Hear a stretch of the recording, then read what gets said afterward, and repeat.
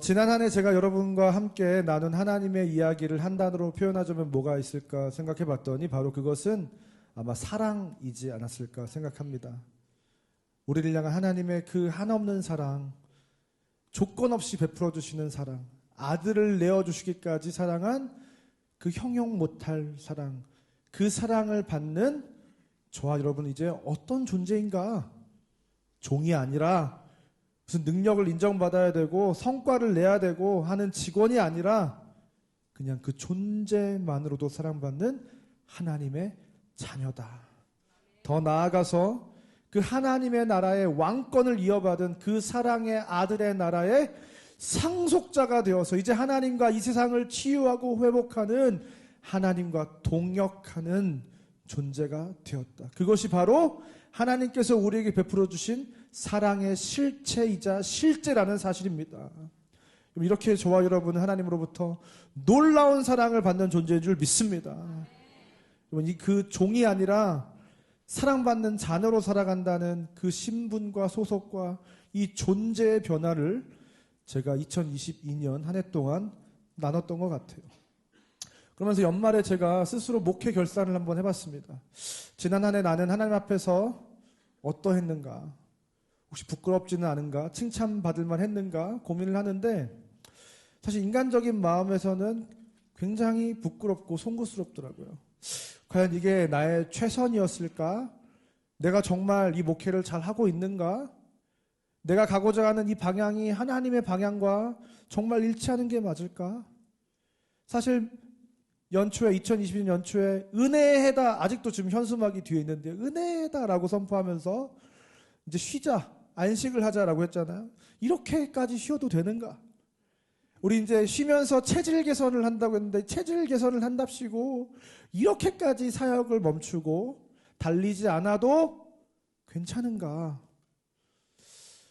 뭔가 성도들에게 푸시하고 막 닥달하고 윽박 지르고 막 달달 볶지 않아도 그저 하나님의 사랑 이야기에 은혜를 받아서 그렇게 정말 하나님을 사랑하게 돼서 자유로 자원하는 마음으로 하나님을 선택하게 되고 정말 하나님이 너무 좋아서 하나님을 위해서 살아가게 되고 정말 하나님이 꿈꾸고 그리시는 그 나라가 너무나도 기대가 되고 그 나라의 생각과 뜻과 가치가 내 마음에 너무 와닿아서 그분께 내 인생을 한번 걸어보겠다고 하는 정말로 이런 영적인 개혁이 그 전환이 패러다임 시프트가 가능한 일인가?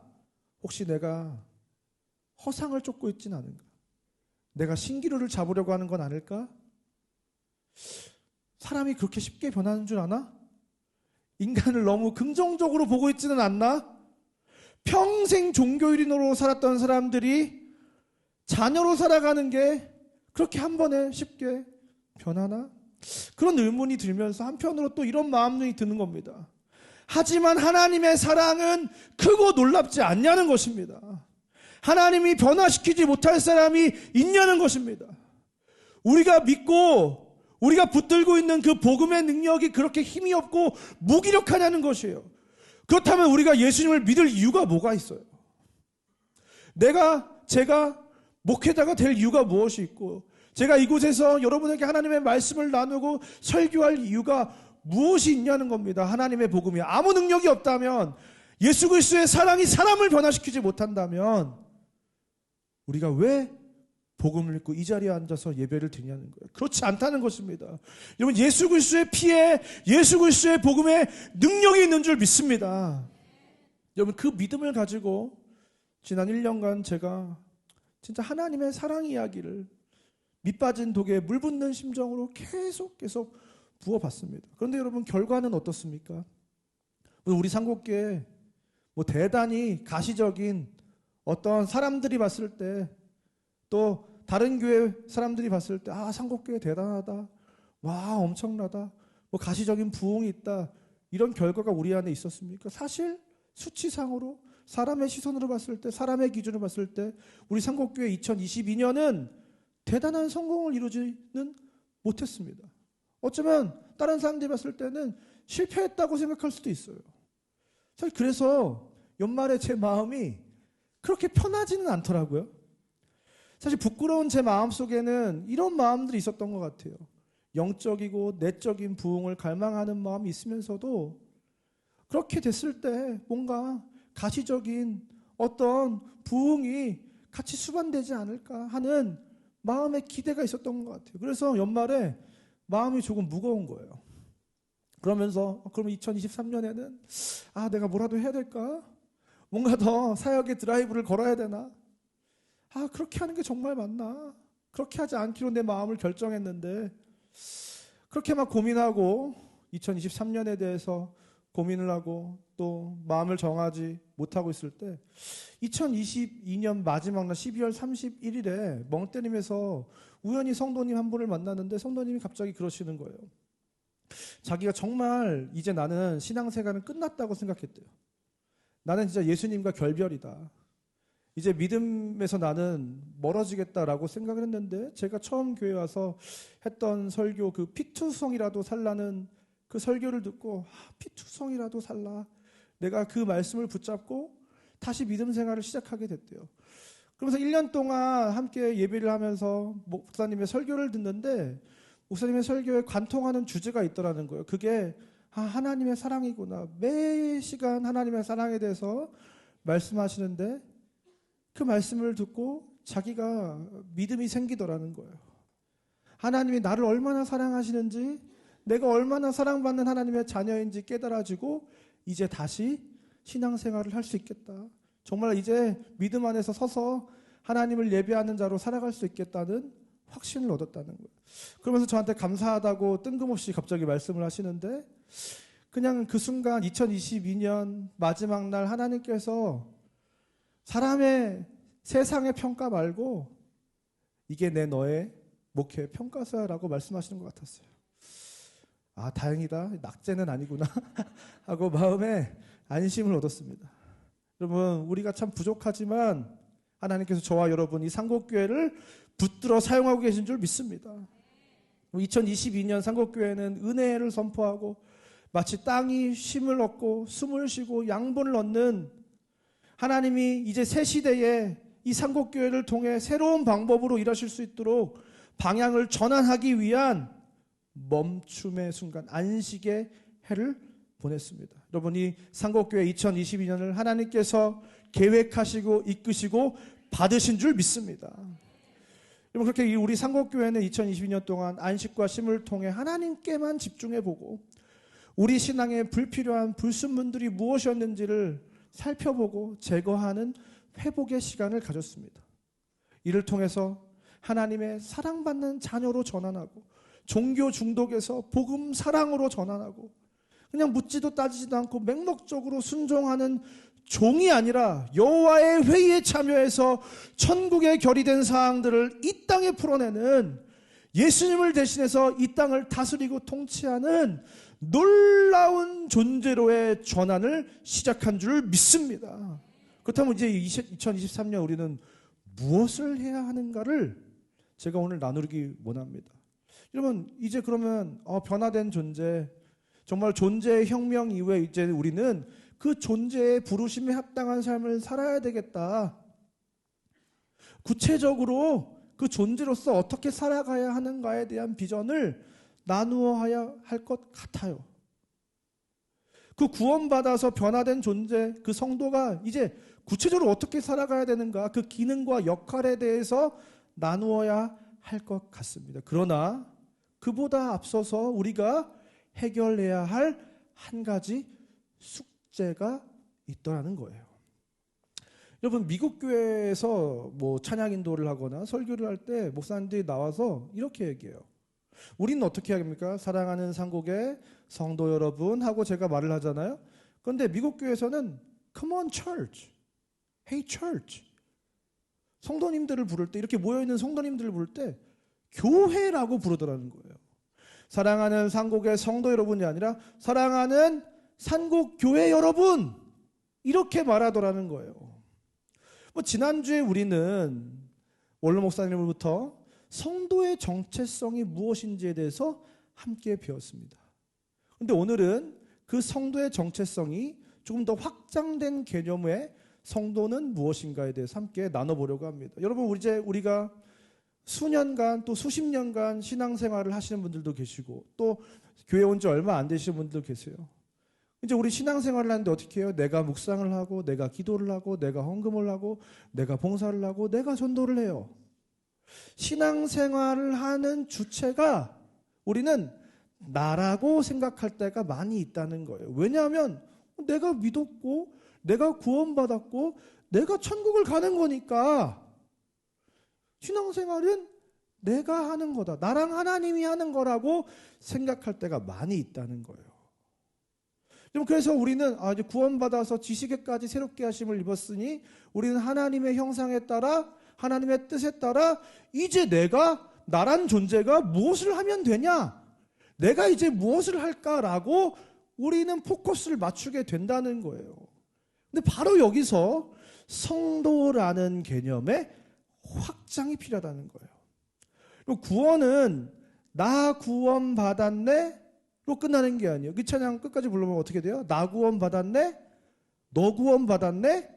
우리 구원받았네로 끝나는 거예요. 성도의 구원은 처음부터 공동체적 구원으로 디자인됐다는 사실을 우리는 오늘 본문 말씀을 통해서 확인할 필요가 있습니다. 오늘 본문 말씀 에베소서 2장 말씀을 보니까 11절에 이렇게 말씀하고 있어요. 그러므로 생각하라. 너희는 그때 육체로는 이방인이요 손으로 육체 행한 할례를 받은 무리라 칭하는 자들로부터 할례를 받지 않은 무리라 칭함을 받는 자들이라. 그때 너희는 그리스도 밖에 있었고 이스라엘 나라 밖의 사람이라. 약속의 언약들에 대하여 외인이요 세상에서 소망이 없고 하나님도 없는 자였다는 거예요. 여러분, 원래 구원받기 전에 우리는 어떤 존재냐는 거예요. 육체적으로는 이방인이고 할례를 받지 못한 이방인이고 그리스도 밖에 있었던 자고 이스라엘 나라 밖에 있었던 사람이고 언약 백성도 아니었고 세상에서 소망이 없는 사람, 곧 죽어서 지옥 갈 사람들이었고 하나님도 없는 자들이었다는 거예요. 그런데 그런 우리가 어떻게 되었다고요? 13절과 16절과 18절과 19절 말씀을 보니까 멀리 있던 너희가 그리스도 예수 안에서 그리스도의 피로 가까워졌다. 또 십자가로 이 둘을 한 몸으로 하나님과 화목하게 하려 하심이라. 원수된 것을 십자가로 소멸하시고 이는 그로 말미암아 우리 둘이 한 성령 안에서 아버지께 나아감을 얻게 하려 하심이라. 그러므로 이제부터 너희는 외인도 아니요 나그네도 아니요 오직 성도들과 동일한 시민이요 하나님의 건속이라. 여러분, 멀리 있던 너희가 그리스도의 피로 이제 가까워졌대요. 또 십자가로 이 둘을 한 몸으로 하나님과 화목하게 되었대요. 또 원수된 것이 소멸되었대요. 그리고 아버지 하나님께로 나아갈 수 있는 존재가 되었다는 거예요.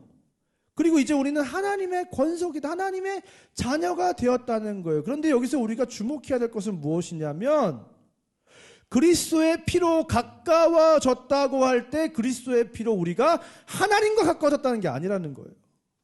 이 본문은 뭐예요? 이제는 멀리 있던 너희가 그리스도의 피로 가까워졌다는 거예요. 성도와 가까워졌다는 거예요.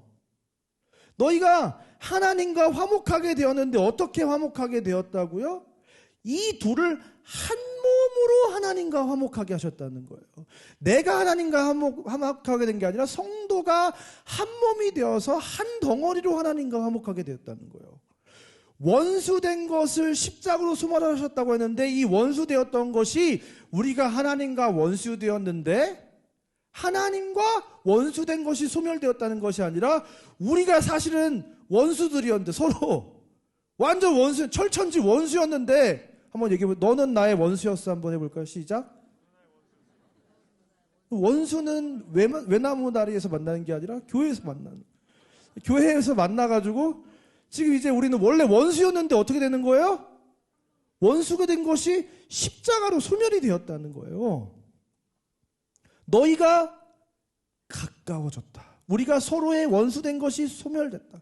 둘이 한 성령 안에서 한 몸을 이루어 하나님께로 나아가게 되었다. 이 에베소서는 개인의 구원을 말하는 것이 아니라 그 구원의 공동체적인 속성을 지금 말씀해주고 있는 것입니다. 14절과 15절을 보니까 그는 우리의 화평이신지라 둘로 하나를 만드사 원수된 것 곧 중간에 막힌 담을 자기 육체로 허시고 법조문으로 된 계명의 율법을 폐하셨으니 이는 이 둘로 자기 안에서 한 세 사람을 지어 화평하게 하시고, 예수 그리스도께서 우리의 화평이 되셔서 우리 둘을, 성도들을 하나로 만들었다는 거예요. 우리가 원래 원수였는데, 원수된 것 그 중간에 막힌 담이 있었는데 그 담을 허무셨다는 거예요. 우리 안에 보이지 않는 다 벽들이 있었는데 그 벽을 허물어 보셨다는 거예요. 그래서 율법을 폐하시고 이 둘로 자기 안에서 한 세 사람을 지어 화평하게 하셨다. 뭐예요? 우린 이제 한 몸으로, 하나의 사람이 한 몸을 이룬 공동체가 되었다는 거예요. 여러분, 이 말은 또 성경이 어디서 나와요?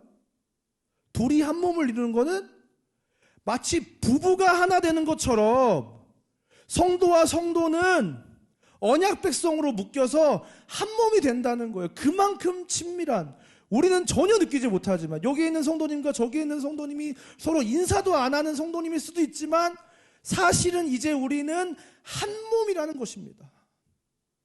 여러분, 하나님의 구원은 이 개인적인 구원이 궁극적인 목적이 아닌 거예요. 그냥 우리 개개인이 각자의 길을 만들어져가지고 예수님의 길을 한 사람당 한 길을 여셔가지고 그냥 각자의 길을 그냥 하나님께로 나아가는 게 구원이 아니라는 거예요. 어떤 거예요? 하나님의 구원은 우리가 한 세 사람이 되어서 우리가 한 몸으로 하나님께로 나아가는 그림, 공동체가 하나로 묶여져서 하나님께로 나아가게 되는 구원, 그것이 하나님이 생각하는 구원의 모습이라는 것입니다. 여러분, 그래서 2023년 우리 상곡교회는 가까운 교회라는 주제로 정말로 성도와 성도가 가까워지는 교회로 거듭나기 주님의 이름으로 축원드립니다. 13절을 다시 한번 읽어볼까요? 이제는 전에 멀리 있던 너희가 그리스도 예수 안에서 그리스도의 피로 가까워졌느니라. 전에는 멀리 있었던 우리가 가까워지는 것이 구원인 줄 믿습니다. 그것이 구원받은 우리가 추구해야 될 방향성인 줄 믿습니다. 물론 우리가 이제 상곡교회라는 이름으로 다 모였습니다. 부모님, 육신의 부모님들도 다 다르고 살아왔던 배경들도 다 다르고 뭐 사회적인 위치나 경제적인 형편이나 직업이나 가치관이나 정치적인 성향이나 다 다를 수가 있어요. 그러다 보니까 사실은 어떤 거예요? 같은 교회를 다니지만 교회 생활을 하다 보면 어떤 사람이랑은 맞아요, 안 맞아요? 안 맞아요. 이 사람은 좀 걸러야 되겠다, 거리를 둬야 되겠다는 마음이 생길 때가 수두룩합니다. 진짜 가까워지기가 힘들고 가까워질래야 가까워질 수가 없어요. 솔직히 어떤 마음이 들어요? 싫어요. 여러분, 솔직히 보세요. 속으로 한번 대답해주세요. 싫은 성도가 있다 없다? 속으로 대답하려고 했는데 입술로 대답하신 분이 계십니다. 있어요. 여러분, 그냥 같이 부대끼고 살다 보면 그냥 나랑 너무 다르니까 대단히 잘못을 안 해도 불편한 사람이 있고 그 사람이 이유 없이 싫을 때가 있어요. 근데 이유가 있어요 또. 근데 더 솔직한 마음은 뭐예요? 때때로 꼴도 보기 싫을 때도 있어요. 그래서 교회를 떠납니다. 막 사람들이. 근데 이 사람이 있으니까 이 교회에서 같이 있지 못하겠다. 이 교회를 갔다가 저 교회를 갔다가. 여러분 생각해 보세요. 여기에 있는데 거긴 없겠어요? 더한 사람이 나타나요. 다른 교회를 가면. 그러니까 결국 사람들이 어떤 선택을 하게 되는 거예요? 큰 교회에 숨어 들어가요. 작은 공동체에서는 어쨌든 부딪히고 다 보게 되니까 그냥 초대형 교회에 가서 조용히 숨어 다니면서 사람들과 대단한 교제는 하지 않고 안녕하세요 하고 이렇게 지나가는 거. 그 정도의 신앙생활을 하는 게 편한 거예요. 그런데 우리가 간과하는 사실은 무엇입니까? 우리가 구원받은 순간 우리의 구원은 모든 성도를 보이지 않게 연결시켰다는 거예요. 교회를 떠나도 그 사람과 나는 연결이 돼 있다 안 돼 있다? 돼 있다는 거예요. 하나님께서 세 사람을 만들었다는 거예요.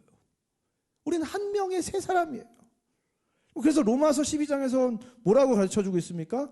우리가 한 몸에 많은 지체를 가졌으나 모든 지체가 같은 기능을 가진 것이 아니니 이와 같이 우리 많은 사람이 그리스도 안에서 한 몸이 되어 서로 지체가 되었느니라. 여러분, 제가 팔을 아무리 뻗어도 이 작은 키로 손끝과 발끝이 3m가 넘습니까? 안 넘습니까? 왜 안 넘는다고 생각하세요? 발꿈치를 들고 하면 어떻게 될 수 있지 않겠다고 생각을 해주시면 감사하겠는데 3m가 안 됩니다. 여러분 눈을 아무리 치켜 떠도 입과 한 뼘이 돼야 안 돼요. 얼굴이 조금 크면 가능할 수도 있을 것 같아요. 한 뼘 정도. 그런데 신앙생활은 절대로 혼자 하는 게 아니라는 거예요. 신앙생활은 필연적으로 운명적으로 함께 할 수밖에 없다는 겁니다. 신앙생활 혼자 하려면 어디 수도원 가는 거예요. 근데 그거는 하나님이 원하시는 그림이 아니라는 거예요. 신앙생활은 반드시 공동체적일 수밖에 없어요. 왜요? 우리가 어렸을 때 많이 찬양했잖아요. 우리는 사랑의 띠로 하나가 되었습니다. 우린 보이지 않게 지금 어떻게 되는 거예요? 서로가 마치 2인 3각 달리기 우리 체육대회 하면 어떻게 하는 거예요? 발목과 발목을 묶어가지고 영차 하면서 가면 중간에 어떻게 돼요? 발이 엉켜가지고 넘어지고 막 이러는 거잖아요. 그런데 우리 생각을 해보세요. 이 지금 상곡교회 수백 명의 사람들이 같이 발을 묶어가지고 발 맞춰서 무언가를 한다고 할 때 어떤 일이 생기는 거예요? 넘어지고 뭐 도미노처럼 넘어지고 우당탕탕 어떤 분쟁과 다툼과 어떤 이벤트들이 일어나죠. 이렇게 서로 다른 사람이 한 몸이 되었는데, 그런데 우리가 어떻다는 거예요? 그렇게 사랑의 띠로 한 몸을 지금 이루고 있다는 거예요. 여러분 옆에 사람들에게 이렇게 한번 인사해 볼까요? 너는 나한테 묶였다. 여러분 이제 우리는 묶인 사람들이에요. 여러분 이것을 우리가 간과하지 말아야 된다는 것입니다. 그리고 코로나 이후에 한국교회의 위기는 뭐 교세가 떨어지고 이런 게 아니에요. 공동체성의 위기가 가장 큰 위기입니다. 안 그래도 세상은 개인주의적으로 살아가고 자기 시간이 중요하고 자기 삶이 중요하고 자기 소유가 중요하고 자기 삶의 바운더리 이 경계가 너무나도 분명해서 너 나한테 가까이 오지 마. 나 상처받기 싫으니까 딱 이 정도의 간격을 유지하자. 이게 요즘 세상 아닙니까? 그 명확한 울타리가 생겨서 우리 안엔 이미 거리가 있는데 코로나가 터지니까 마스크를 다 쓰고 있고 눈웃음만 치면 되거든요. 눈만 웃으면 되는 거예요. 그럼 내가 기분이 나쁜지 화가 났는지 마스크를 끼고 있으면 알 수 있습니까? 없습니까? 전혀 알 수 없는 거예요. 그냥 안녕하세요 이렇게 입으로는 안 웃고 이제 안녕하세요 하고 그냥 서로 지나가고, 뭐 예전에는 그래도 악수도 하고 그랬는데 이제 코로나 균이 옮길 수 있으니까 악수는 생략하고 이렇게 주먹으로 서로 때리는 느낌으로 치고 이러면서 같이 막 밥 먹고 식사하고 예전에는 많이 했는데 괜히 식사하는 것도 껄끄럽고 뭔가 먹고 마시면 좀 힘들 것 같고, 서로의 집에 왕래를 예전에는 많이 했었는데 점점 이 시대가 서로의 집을 오픈하고 집에 가서 놀고 같이 밥도 만들어 먹고 하는 이 교제가 점점 축소되고 있다는 거예요. 제가 그래도 상곡교회 가장 오래 다닌 사람 아니겠습니까? 맞잖아요. 저보다 오래 다니신 분 계세요? 첫날 참석하신 분 계세요? 안 계시잖아요. 그래서 제가 한번 생각을 해보니까 우리 상곡교회가 정말 이 교회의 본질인 이 공동체성이, 이 하나됨이, 성도 간의 가까움이 가장 컸을 때가 언제일까를 생각하니까 이 대림상가, 우리 지금 바로 길 건너에 대림상가 있잖아요. 대림아파트 상가. 거기 있을 때가 아마 상곡교회가 가장 끈끈하고 가까운 때가 아닌가 그런 생각을 해요. 제 기억에 교회 딱 들어가면 계단에서 딱 올라오자마자 옆에 오른쪽에 화장실이 있는데 그 화장실 그 조금 있는 그 복도에서 그냥 불을 켜가지고 밥을 짓고 국을 하나 끓여가지고 밥을 먹고, 그 후식으로 이제 계피차 이런 게 나왔는데, 그러면 그 계피차를 끓이던 그 계피 향이 얼마나 제 머릿속에 향수로 남아있는지 모르겠어요. 생각을 해보세요. 말이 화장실 앞이지. 요즘 화장실 앞에서 밥을 지어 먹어요, 안 먹어요? 안 먹잖아요. 근데 그때는 그렇게 밥을 지어가지고 먹었단 말이에요. 그런데 1부 예배 때 이 얘기를 하니까 그때 밥을 제일 열심히 지었던 권사님께서 고기를 이렇게 끄덕이시는 맞다고. 그때 우리 정말로 가까운 교회였다고 막 고기를 이렇게 끄덕이시더라고요. 여러분, 2023년 우리 상곡교회는 그 가까움을 회복하는 교회가 되길 주님의 이름으로 축원드립니다. 이제는 전에 멀리 있던 너희가 그리스도 예수의 안에서 그리스도의 피로 가까워졌느니라. 이 사실이 확증되길 원합니다. 여러분, 그래서 2023년 1월부터 여러분, 우리 순회 외환리 목사님이 우리 순회 외환리 프로젝트를 시작할 예정입니다. 그래서 제가 여러분들 모든 순회에 찾아가서 함께 밥을 먹고 이야기를 나눌 예정인데요. 무슨 성경 펴서 뭐 예배하고 이런 거 안 할 거고, 진짜 원래 제가 예전에 초대교회 공동체 이야기를 했던 것처럼 정말로 우리가 서로 삶에 친숙하게 이야기를 나누고 함께 교제를 나눠볼 생각입니다. 그래서 1, 2월에는 제가 모든 순회 손모임에 찾아가는 방식으로 여러분과 조금 더 가까워졌으면 좋겠다라고 생각하고 있고요. 우리 교회가 대단히 큰 교회가 아닌 게 얼마나 다행인지 모르겠습니다. 그래서 너무 큰 교회였으면 다 찾아갈 수가 없는데 찾아갈 수 있어서 너무 감사하고요.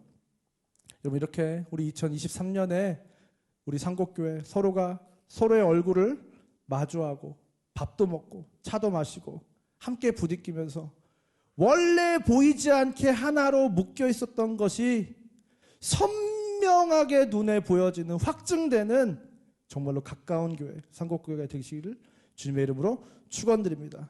이 시간 다 같이 자리에 일어나셔서 함께 찬양하며 나갔으면 좋겠습니다.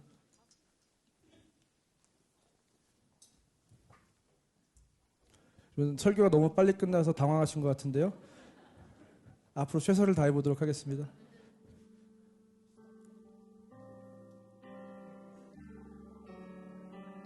하나님께서는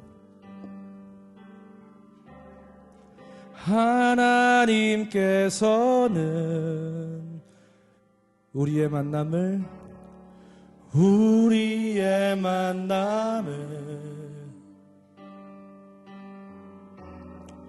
계획해 놓으셨네. 우린 하나 되어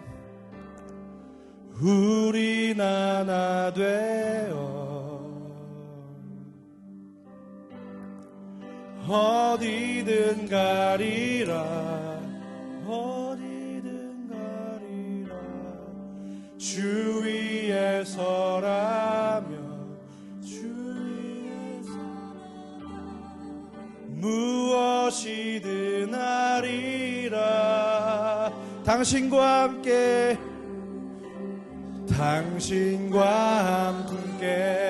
우리는 하나 되어 함께 걷네. 우리는 하나 되어 함께 걷네. 함께 걷네. 하늘 아버지 사랑 안에서 우리는 기다리며 기도하네. 우리는 기다리며 기도하네.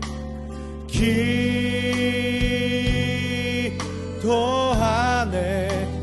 우리의 삶에 사랑 넘치. 다시 한번 찾아가기 원합니다. 하나님께서는 우리의 만남을 하나님께서는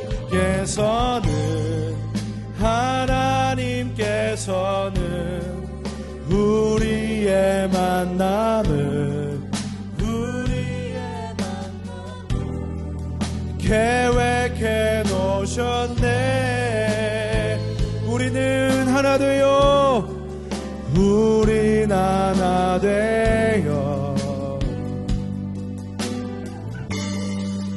어디든 가리라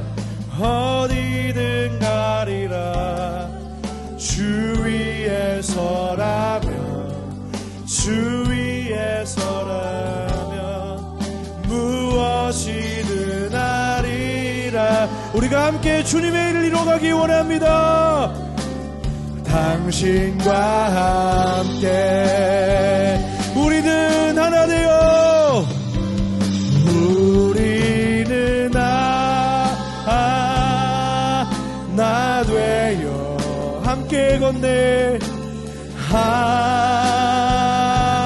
함께 건네 하늘 아버지 사랑 안에서 우리는 기다리며 기도하네. 우리는 기다리며 기도하네. 기도하네.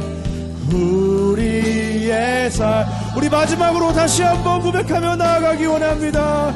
우리는 하나 되어 우리는 우리가 하나 되어 함께 그 길을 걸어가기 원합니다. 함께 건네 하늘 아버지 사랑 안에 주님 다시 오실 그날을 기다리며 함께 기도하며 나가기 원합니다. 우리는 기다리며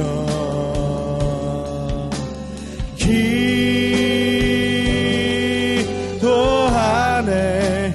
우리의 삶의 사랑 넌 누군가 널 위하여 기도하네.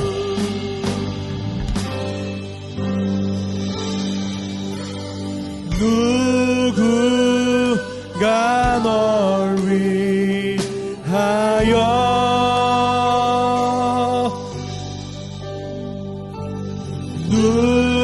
누구가 기도하네. 내가 홀로 외로워서 내가 홀로 외로워서 마음이 무너질 때 누군가 널 위해 누군가 널 위하여 누군가 기도하네. 누군가 널 위하여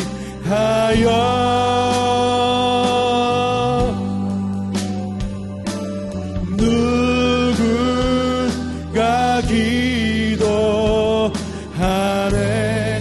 내가 홀로 외로워서 내가 홀로 외로워서 마음이 무너질 때 누군가 널 위해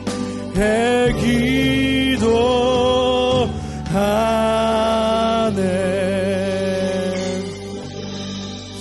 여러분 주보를 보시면 2023년 365 기도 신청서가 있는데요.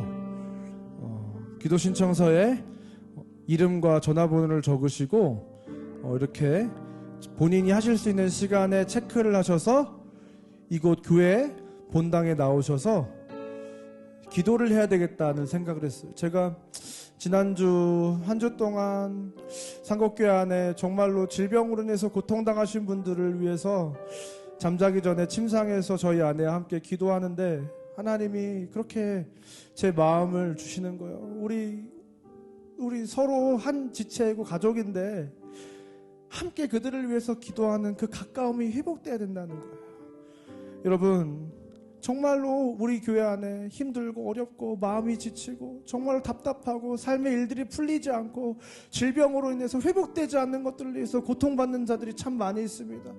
그때 누군가 그들을 위해서 기도하고 있다는 사실이 그들의 인생 가운데 힘이 될 줄 믿습니다. 여러분 이 시간에도 누군가 여러분을 위해서 기도하고 있는 줄 믿습니다. 내가 홀로 외로워서 마음이 무너질 때 해결되지 않는 문제와 질병과 마음의 고통으로 도무지 헤어나올 수 없는 그 늪에 빠질 것 같다고 생각할 때 오늘 이 시간에도 여러분을 위해서 기도하는 사람이 있는 줄 믿습니다. 이 시간 한번 기도할 때 하나님, 나도 누군가를 위해서 기도하기 원합니다.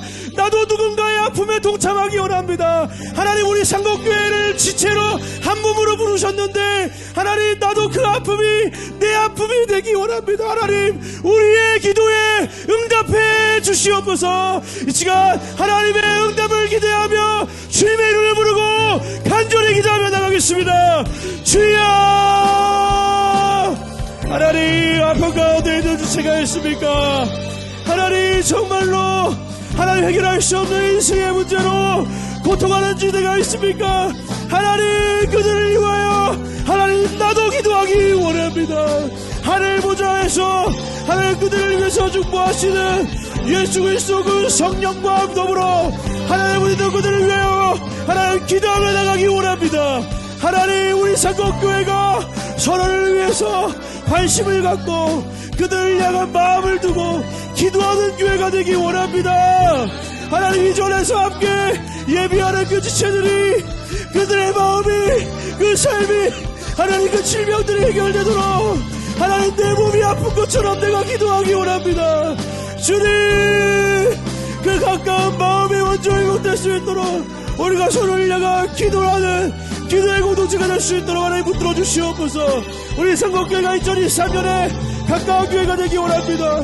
서로 얼굴을 마주하고 같이 인사를 나누고 삶을 나누고 비상적인 관계가 아니라 그들이 정말로 우리 인생 가운데 필요한 존재, 없어서는 안 될 존재가 되는 하나님, 우리 상곡교회가 되기 원합니다. 하나님, 이 상곡교회 가운데에 그 하나님의 사랑을 부어주시옵소서.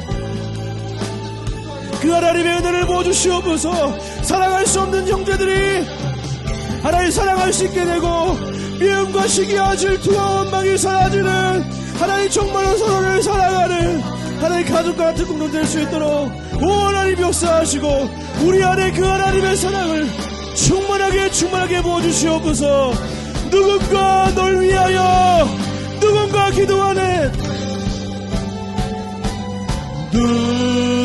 누군가 널 위하여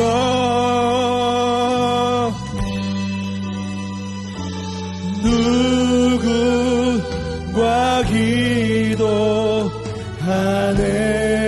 내가 홀로 외로워서 내가 홀로 외로워서 마음이 무너질 때 누군가 널 위해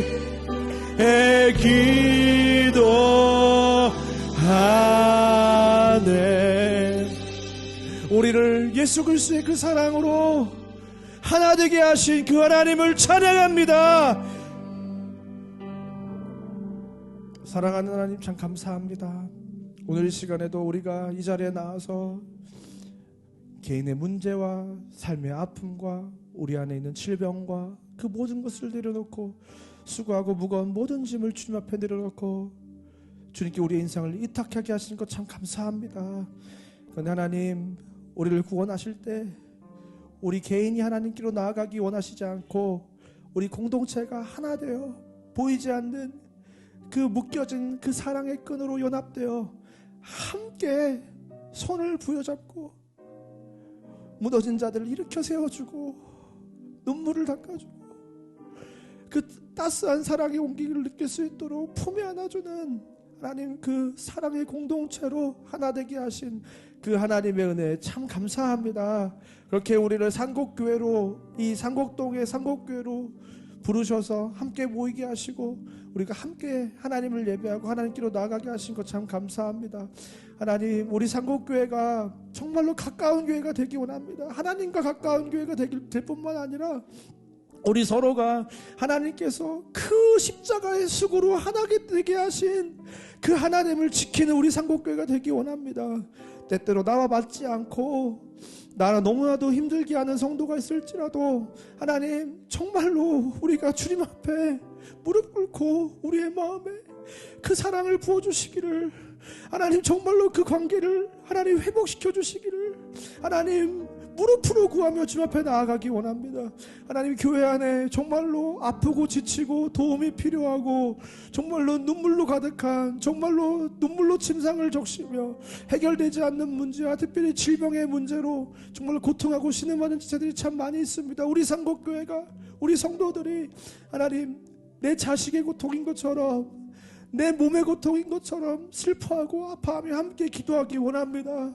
하나님 정말로 서로의 허물을 가려주고 서로의 약함을 세워주고 정말로 우리 모두가 나보다 남을 낫게 여기고 정말로 예수님처럼 한 사람 한 사람을 대하는 사랑의 공동체가 되기 원합니다. 하나님 우리의 삶의 자리를 내어주고 내가 가진 소유와 시간과 물질과 나의 모든 것을 내어줘도 아깝지 않은 정말로 그렇게 가까운 교회, 하나님이 그토록 원하시는 교회가 우리 상곡교회가 되기 원합니다. 하나님 우리는 할 수 없지만 우리 안에 하나님이 사랑이 부어주시면 그 하나님의 사랑이 충만하게 부어질 때 우리가 그것을 할 수 있사오니 하나님 우리 2023년 우리 상곡교회 안에 하나님 변함없이 그 하나님의 사랑을 한량없이 부어주시옵소서. 이제는 우리 주 예수 그리스도의 은혜와 하나님의 사랑과 성령 하나님의 감화 감동 위로 교통 충만한 역사가 오늘 시간 하나님께서 우리를 하나가 되게 하신 것을 지키며 가까운 교회로 서로를 위하여 기도하는 정말 사랑의 공동체가 되기로 결단하고 돌아가는 이 자리에 모인 모든 주의 교회 머리 위에 이제부터 영원까지 함께 있을 지어다. 아멘.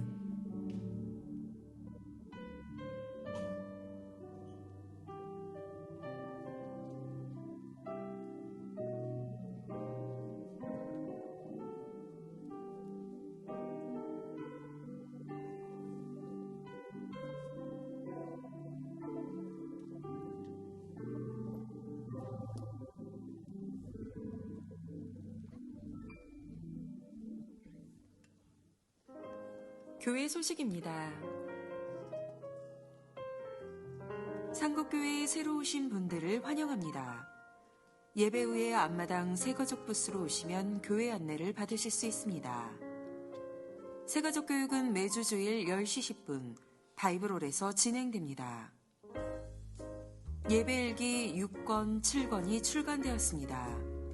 예배일기를 통해 날마다 하나님과 동행하여 예배의 참 기쁨과 능력을 누리며 살아가시기를 축복합니다.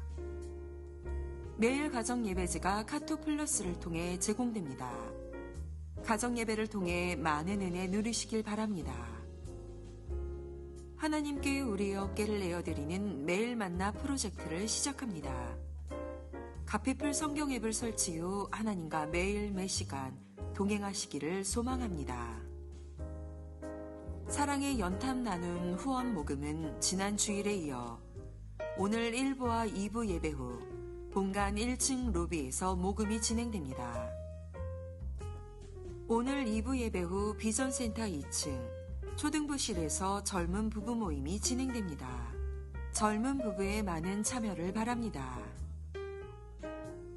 금주 TGIF 온가족 축복기도회는 장안희 찬양 사역자와 함께합니다.